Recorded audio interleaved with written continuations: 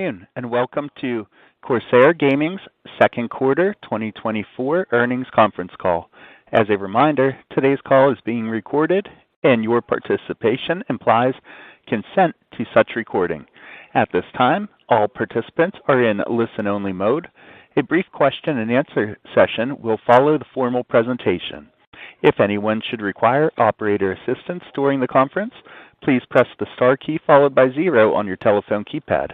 With that, I would like to turn the call over to Ronald van Veen, Corsair's Vice President of Finance and Investor Relations. Thank you, sir. Please go ahead. Thank you. Good afternoon, everyone, and thank you for joining us for Corsair's financial results conference call for the second quarter ended June 30th, 2024. On the call today, we have our Corsair CEO, Andy Paul, and CFO, Michael Potter. Andy will review highlights from the quarter. Michael will then review the financials and our outlook. We will then have time for any questions.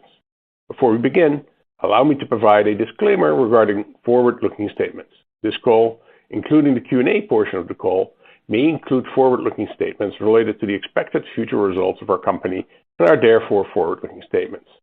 Our actual results may differ materially from our projections due to a number of risks and uncertainties. The risks and uncertainties that forward-looking statements are subject to are described in our earnings release and other SEC filings. Note that until our 10-Q has been filed, these numbers are preliminary. Today's remarks will also include references to non-GAAP financial measures. Additional information, including reconciliation between non-GAAP financial information to the GAAP financial information, is provided in the press release we issued after the market closed today. With that, I'll now turn the call over to Andy.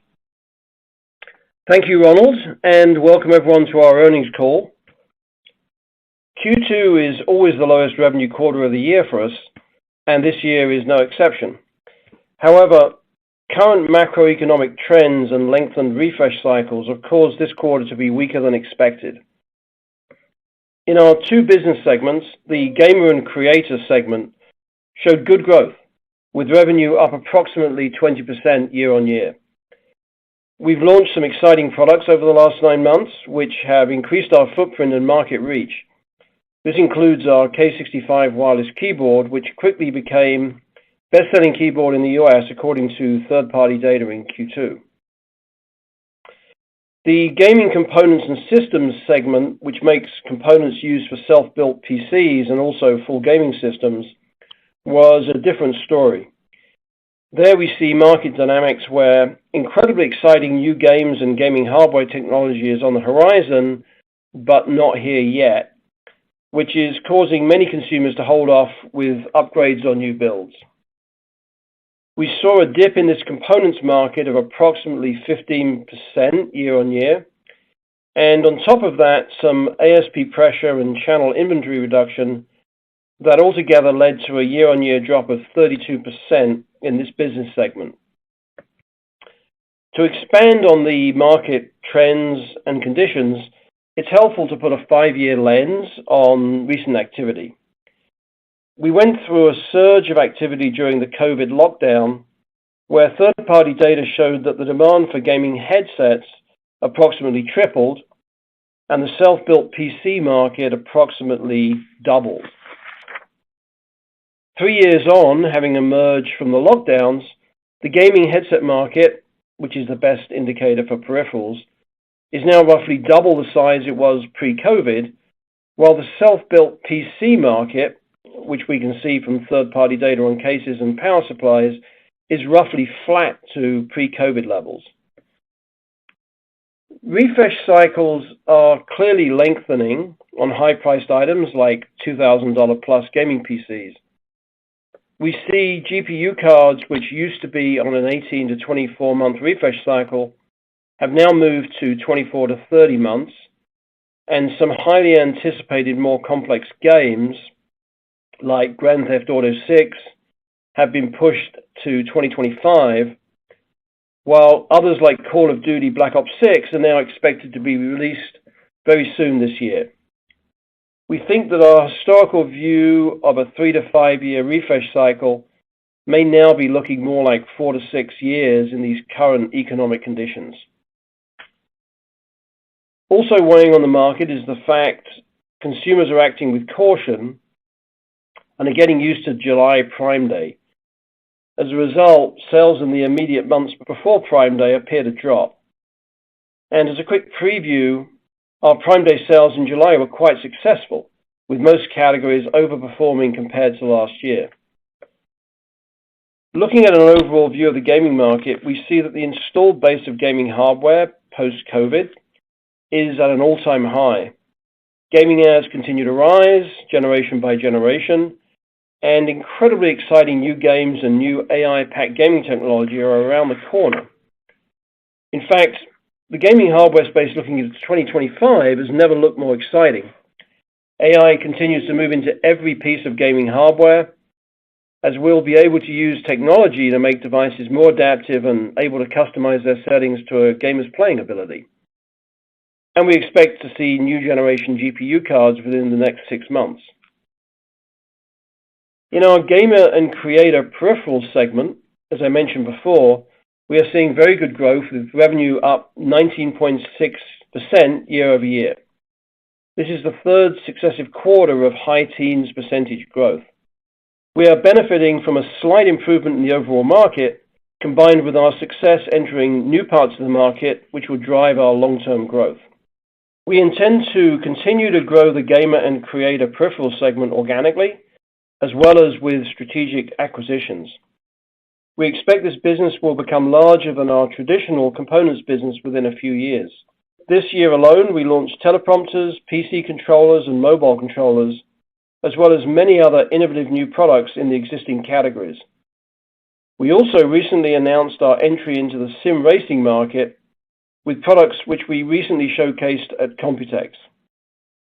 Separately, as we noted in today's earnings press release, we remain interested in the sim racing brand Fanatec, owned by Endor AG, and though we were disappointed to see the company file for insolvency, we are still hopeful that we can acquire this company.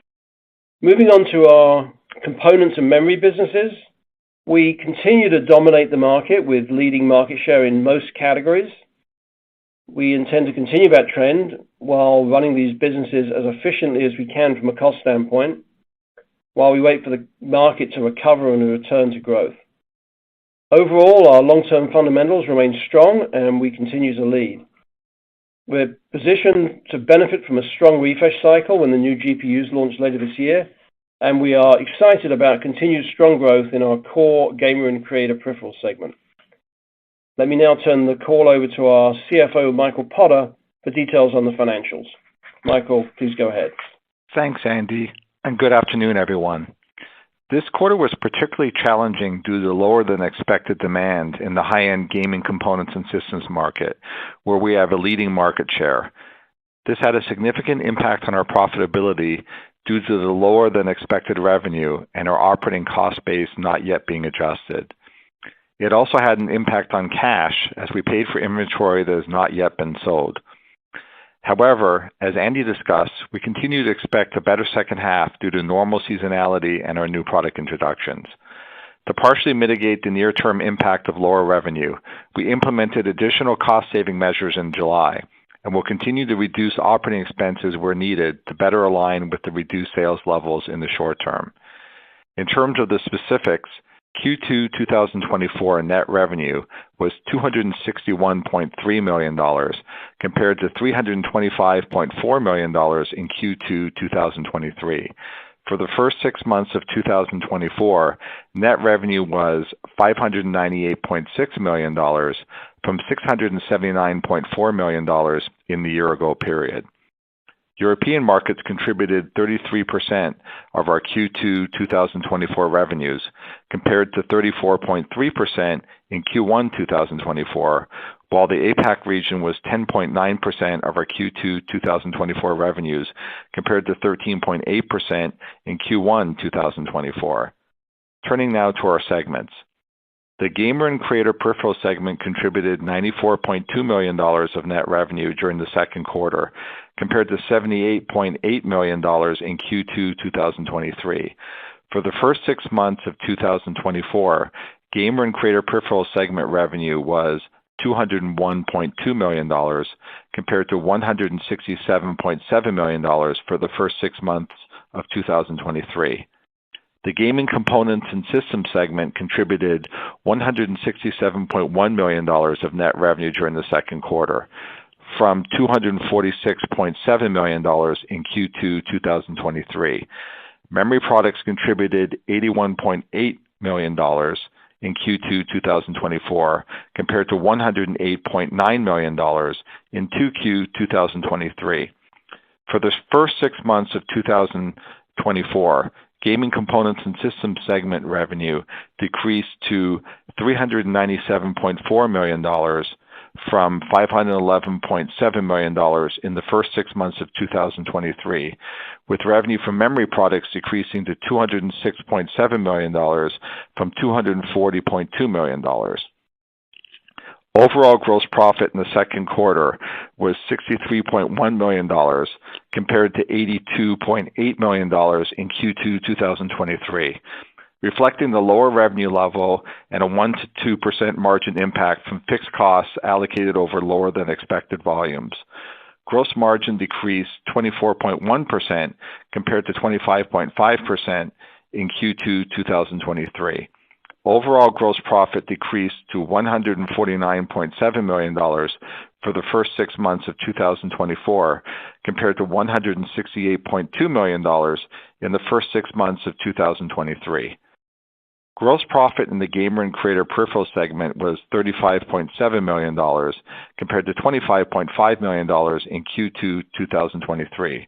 Gross margin was 37.9% compared to 32.4% in Q2 2023. We're pleased to see the continued rebound in this business and believe we're on track for further improvements while higher sales volume continues. The Gaming Components and Systems segment gross profit was $27.4 million compared to $57.3 million in Q2 2023, reflecting the lower sales volume. Gross margin was 16.4% compared to 23.2% in Q2 2023. Our memory products gross margins in this segment were 11.5% for the second quarter compared to 14.6% in Q2 2023.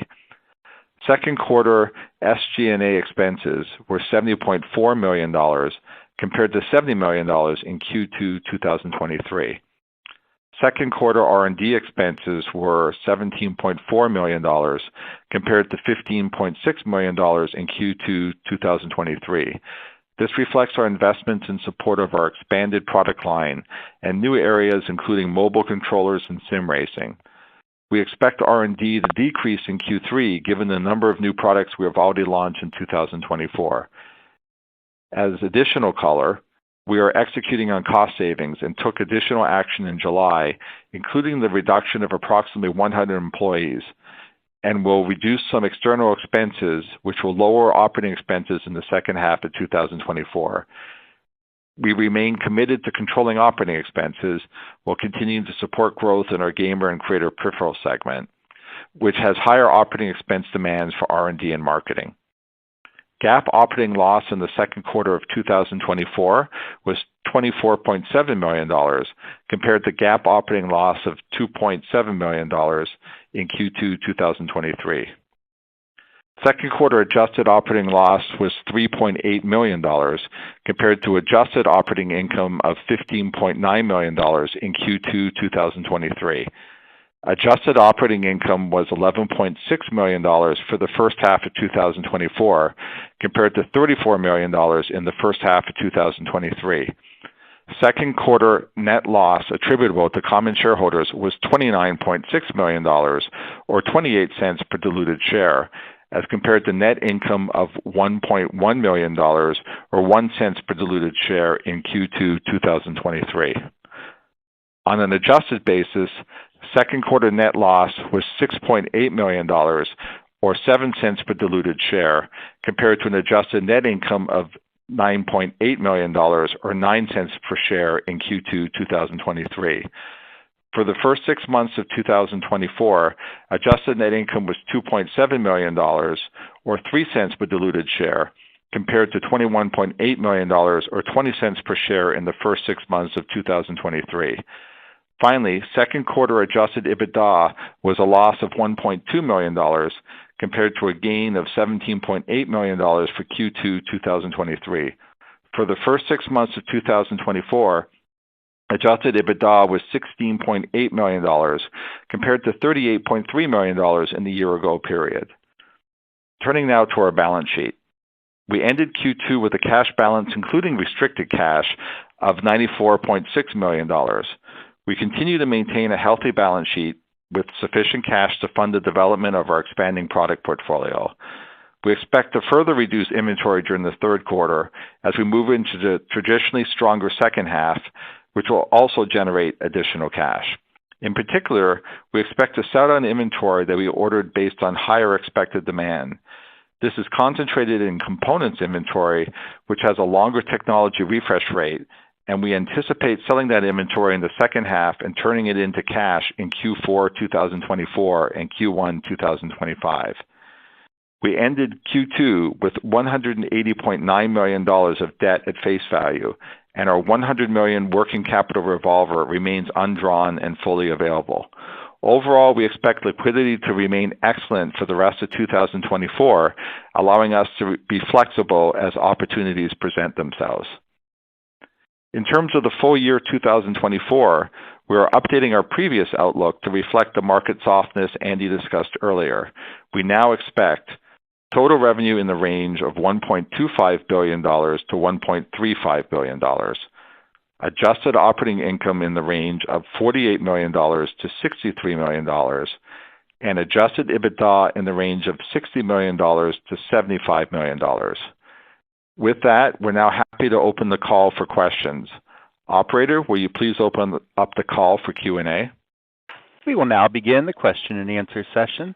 To ask a question, you may press star, then 1 on your touchtone phone. If you are using a speakerphone, please pick up your handset before pressing the keys. If at any time your question has been addressed and you would like to withdraw your question, please press star and then 2. Our first question comes from George Wang with Barclays. Please go ahead. Oh, hey guys, thanks for taking my question. Firstly, just on the self-built DIY PC kind of memory component, you guys talk about kind of recovery pushed out in terms of the refresh, kind of now 4 to 6 years, but still expecting GPU refresh in the next 6 months. Can you talk about kind of potential for further delay, or you guys are kind of quite confident it should be on the horizon? Just maybe you can give a little bit more color just on how so you forecast potential downside, or given the macro, or do you think given historical precedence and the data you are seeing, should be relatively in short order? Yeah, so there's 2 things on that.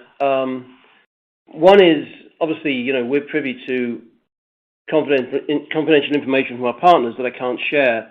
What I'd say on the standard release of cards, the market is all kind of agreeing. All the buzz around the market is that the new cards will come out either very late this year or early next year. So that's that's out there. Now, what will that do in terms of buying activity? Clearly, the every 2 years up until now, or every 18 months to 2 years, NVIDIA or AMD has launched new graphics cards. So if they launch in Q1, that would be more like 30 months. So that's a delay. Now, the second thing is, what do we expect that refresh cycle to look like?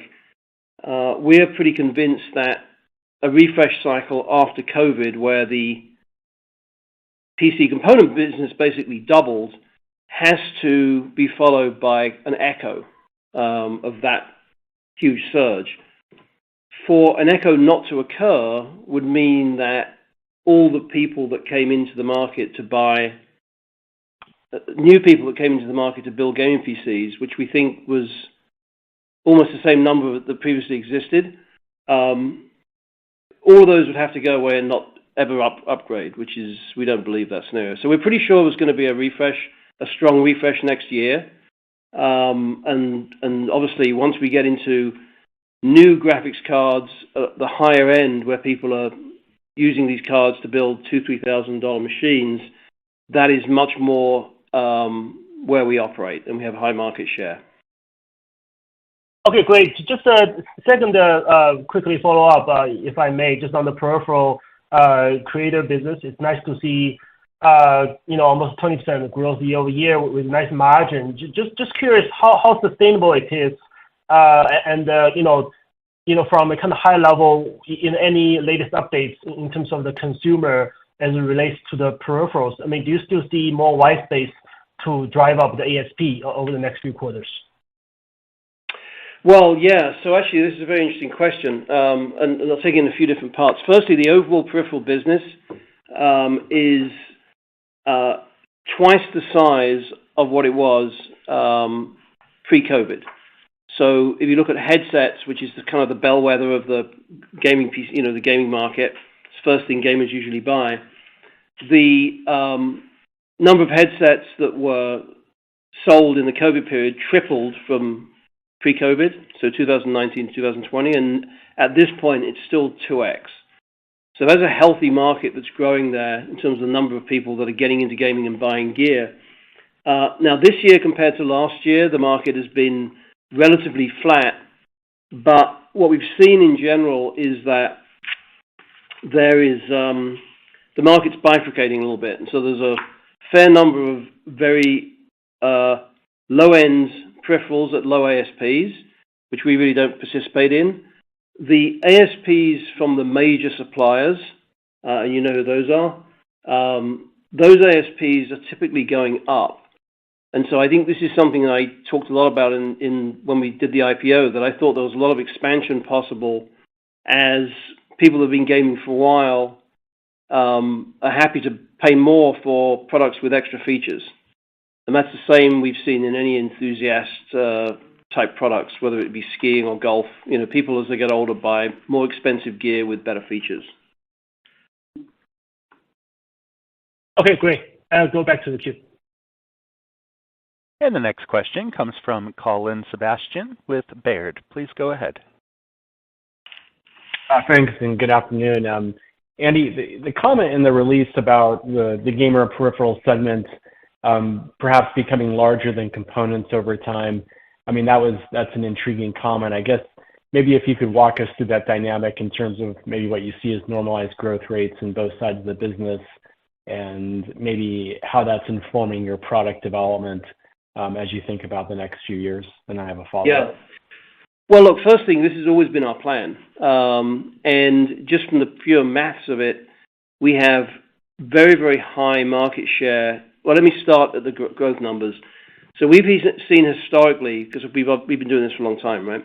We've seen historically 5 to 10% market growth on the gaming PC market. In other words, those people building $2,000-$3,000 gaming PCs. But we've seen 15% market growth on peripherals. And this is over the sort of 10-year period. Now, that's obviously been shaken up a little bit by this explosion in COVID, and now we're on the backside of it still. So that just gives you a sense of the market dynamic. And so we're still seeing generational shifts of people doing more and more gaming. In other words, Gen Z are gaming more than millennials. Millennials are gaming more than Gen X and this sort of thing. So there's more and more people gaming, and the entry point is always a headset or a gaming keyboard. In terms of white space for us, we have a very, very low market share in peripherals, and we have very high market share in components. So what that means is that we would expect, as things move forward, we obviously try and get more and more market share, but realistically, we will grow at or slightly above the growth rate of components because we already have an extraordinary market share. With peripherals, we have so much space to grow that it wouldn't be out of the question for us to double that size of our business in a few years. And on top of that, this is where we're doing all the acquisitions. So we're looking around at all the small companies that are in the peripheral space or the enthusiast space. And in general, there's a lot of sub-$100 million companies that we can absorb and run much more efficiently than they can on their own. So that's kind of the game plan. So a combination of organic growth and acquisitions, I think, will grow that. We're already at this point, this year, we already expect that we'll make more gross margin from our peripheral segment than our component segment. And so that's where we are putting most of the resources in. It obviously takes a lot more R&D and marketing to be successful in the peripheral space, where the products are much more complicated. There's a lot of microcontrollers we have. So that just gives you a sense of where we're allocating both acquisition dollars and OPEX dollars to grow that segment. Okay, thanks, Andy. And then, Michael, I guess in terms of understanding the pathway back to growth, maybe the shape of Q3 versus Q4, I guess, looking into Q4, what are the indications you're seeing around demand, your ability to meet that demand, and then perhaps the role that promotions will play in driving retail sell-through this year from what you're able to gather at this point? Thanks. So we continue to expect to have the normal seasonal effect with the second half bigger than the first half and around the same sort of numbers we've talked about in the past. I mean, roughly you could say 55 back half, 45 first half approximately. Usually Q3 accelerates off of Q2 and then Q4 is even bigger. So that tends to be the pattern that we see. We don't expect anything particularly different this year. In terms of supporting growth, I mean, in my comments, we certainly have inventory ready now. So it's not a shortage that we have there. New products we've been able to get to the market in sufficient amounts to support demand as well. So I don't think it'll be an issue for us to support demand for the second half of the year. Okay, thank you. Again, if you have a question, please press star and then 1. Our next question comes from Drew Crum with Stifel. Please go ahead. Okay, thanks. Hey, guys. Good afternoon. So on the peripheral segment, Michael, anything to the step down in gross margin in 2Q versus 1Q? And is 40%, the 40% you achieved in 1Q, too optimistic for 24? And on the Sims racing products that you launched back in early June, any early read, just the receptivity you've seen for that line? And then I have a follow-up. I'll let Andy talk about the sim racing products a little bit, but just in terms of margins and things, somewhere around 40% is achievable. Q2, normally we just have lower unit volumes, so there's a little bit less fixed cost absorption, a little bit of mix difference as well in the second quarter, but it was otherwise relatively similar to the first quarter, which had the 40%. Promotional activities usually step up during the Christmas selling season in Q4, but we haven't seen anything abnormal. I mean, the indications from the Prime data just passed is that people will discount, but they weren't extreme like they were in previous years. So it was more like normal discounting that was going on. I'll let Andy talk about the sim racing products. Yeah, and I'd say also, Drew, look, we've spent the last couple of years retooling most of the base technologies in our gaming peripherals. So our keyboards today are looking quite different from the keyboards of 2 or 3 years ago when the trends were slightly different. And one of the things we really concentrated on was how to get the cost structures right so that we could get back to target levels. So that's the first thing. Sim racing, as you probably know, we brought out we showed a prototype essentially at Computex of a chassis. Everyone that saw it loved it. That's not due to go into production later. And I think, as you know, we're also in the process of trying to acquire this company, Fanatic, from Germany. So we're all in on sim racing. And I think next year is going to be a big year. But that market is strong, growing. All the fundamentals are there. This is something where, in an environment where people's budgets are a little bit stretched, it's actually a lot cheaper for people that like racing to do sim racing at home and practice on tracks rather than take their car to the track. And that with the Drive to Survive success and F1 success in the US, there's a lot of people now getting into this hobby. So very exciting market. Got it. Okay. And then on the components business, you discussed the new GPUs launching late in calendar 24 or early calendar 25. What is factored into your guidance for 24 at this point, and does the timing have any bearing on 4Q, or does it not matter? Is the sale of your products coincident with the launch of the GPUs, or is there a lag effect? Thanks. Yeah, it's a complicated question.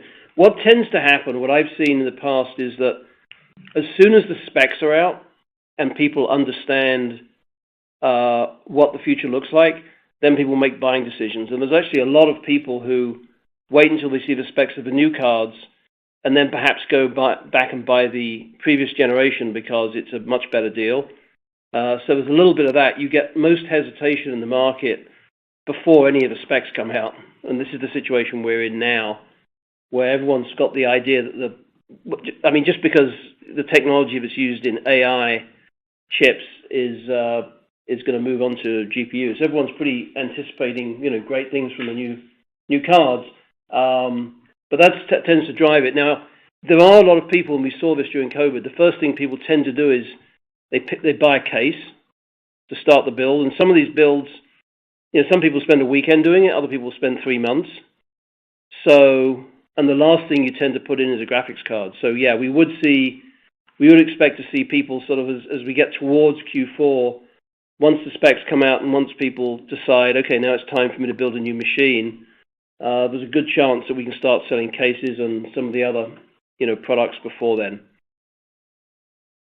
Got it. Okay. Thanks, guys. Again, if you have a question, please press star and then 1.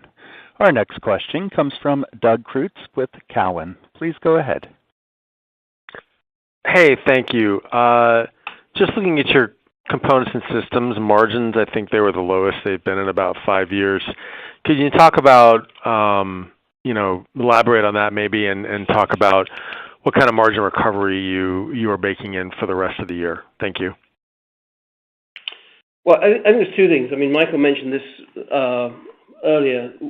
There's a certain amount of fixed overhead that we have that applies to margins that with a much lower revenue base, it does move them down. But yes, we are having to retool some of these products, especially in the power supplies, and in some cases, to meet the current trends and demands. So there's a little bit of inventory clear out of old products in Q2. So yeah, I would say I would not expect the margins that we were seeing in Q2 to be repeated in 3 and 4. I would think we'd do much better. There's also a little bit of a shift to lower ASP products for us. If we make lower margin % on the lower ASP products in general, and higher margin % on the higher ASP products. So as we move closer to the end of the year and the newer graphics cards start driving more of the buying pattern, the ASPs should move up again, and that should help margins as well. Okay, thank you. And the last question comes from Aaron Lee with Macquarie. Please go ahead. Hey guys, good afternoon. Thanks for taking my question. Maybe a quick one on the competitive environment. Can you just comment on what that looks like currently? Have you seen any competitors behave irrationally just given the softer than expected market conditions in the first half? Well, the major competitors, no, in general. I mean, obviously there's always somebody that discounts heavily, but we just went through Prime Day and we didn't see anything insane. I will say that on a general basis, there's a lot of new brands showing up from the factories in China where China is definitely a weaker market than it was, higher unemployment, economic situations a little bit worse there. So there's sort of empty factories that need to be filled up. And we do see quite a lot of new brands showing up, especially on Amazon Marketplace, at fairly reduced prices. So that's the main thing I'd say.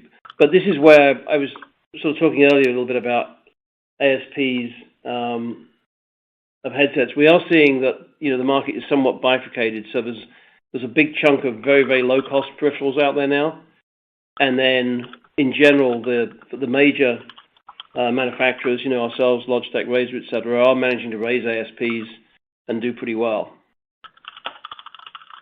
Gotcha. That's helpful. Thank you. And then quick follow-up. You recently announced a partnership with TD SYNNEX, which I imagine is geared towards peripherals, maybe something like your Elgato products. So correct me if I'm wrong there, but can you just talk about that partnership and what it can mean for your business? Yeah, it's really around our B2B group. So we've got a small B2B group where we're seeing demand from, broadcasters and universities and this sort of thing. The most promising product lines that we are selling, actually, the most things we sell out of that group are systems, complete PC systems, and Elgato gear. Gotcha. Okay. Thank you very much. And adding TD SYNNEX, but we added CDW last year, and so this is just putting together the whole channel, so that business can grow. Understood. Thanks for the color. This concludes our question and answer session. I would like to turn the conference back over to management for any closing remarks. Well, thank you everyone for joining us on the call today and for your continued support. If you have any follow-up questions, please contact our investor relations department, and we look forward to updating you next quarter. Thank you and have a good evening. Thank you everyone for joining us on the call today and for your continued support. If you have any follow-up questions, please contact our investor relations department. We look forward to updating you next quarter. Thank you and have a good evening.